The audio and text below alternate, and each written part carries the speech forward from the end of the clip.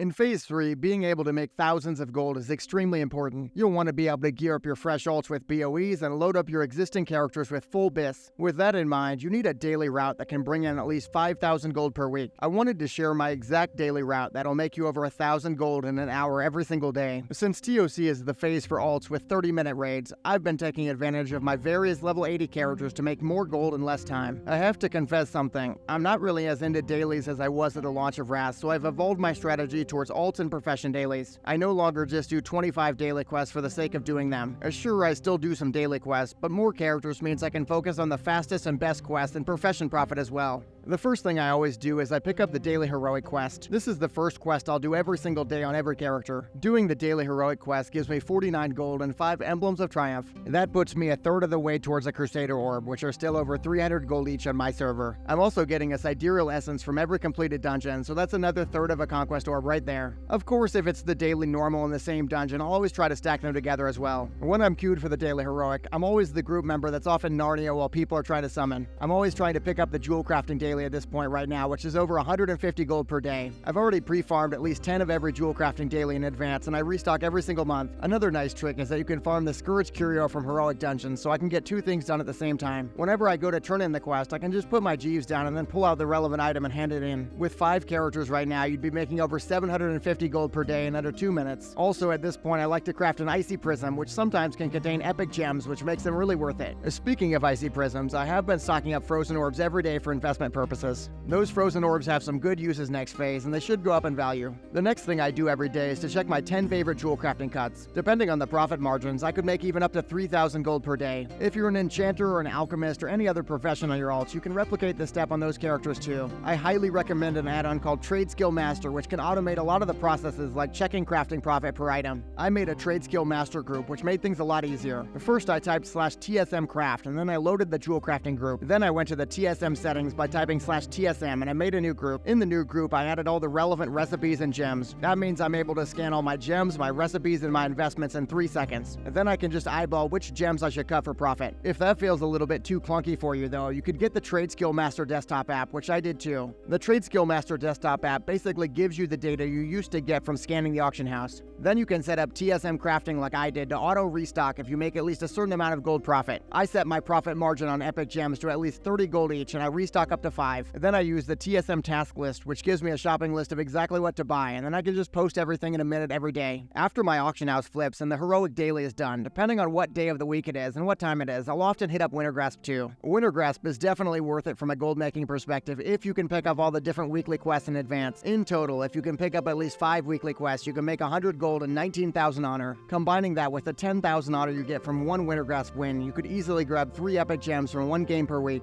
One tip to pay attention to is the gem color prices. For example, you could buy 2 orange gems for 20,000 honor. Depending on your server, that could be more profit than 1 red gem for the same price. Back on the topic of weekly quests, I also make sure to hit up Onyxia twice every week per character. That's specifically because the Onyxia gem bag is worth quite a bit of gold. There are so many soft reserve runs, and barely anybody reserves a bag, so you can make an extra 300 to 500 gold per week from just 1 Onyxia run. With those quests out of the way, it's time to head to Icecrown. Next, I fly to the Argent tournament and I pick up all the quests in the western and the eastern tents. I do have a full guide to every quest in my Champion Seals farming video. If you want to learn about unlocking the maximum gold in seals, definitely check that video out. The key thing to keep in mind is that several of the quest givers can give one of multiple quest options. At this point, your route is going to vary every single day. That being said though, if you have 2 characters on different accounts, the quests will be exactly the same on your server, so dual boxing is a really good way to double your gold per hour. I like to start the Argent dailies by using my Molly mailbox, and then I retrieve 4 marks of the champion. That way I can immediately turn in the jousting quest without even doing it that day. Then if I've got the quest, I head outside of the hippogriffs and I do Gate Kraken. I use a macro with an alt modifier to make this quest extremely mindless. You should have a goal though to always kill the Kraken if you can, because you'll get a Kraken tooth for 20 bonus gold. After Gate Kraken, I fly up and I do any of the relevant boat quests. What do you feed a Yeti anyways? Just involves clicking the chum bucket on your faction's boat. Then you just jump in the water and spam the quest item to attract sharks to kill. Alternatively though, you might have picked up Rescue at Sea. That's where you fly to your faction's boat and you kill Cavaldir. Just make sure to land land on the correct boat or you're gonna get killed. At this point, I just head north and I do all the Hrothgar daily quests. I likely have an assassination quest to kill either Yngvar or Drotten or Ornoff. I also likely have either stop the aggressors or a leg up. Both these quests just simply involve killing Cavaldier on the island. The last activity I would possibly have to do is the Light's Mercy. That's where you target the slain villagers and you use your book item on them. This is where I use the Argent Tabard to teleport back and I head directly west to the new cultist area. We'll be able to do up to 3 quests at the same time and it feels amazing. We can do You've Really Done It This Time call, as well as taking the battle to the enemy. Also, if your assassination quest is Karos, you can just kill them at the same time for even more gold.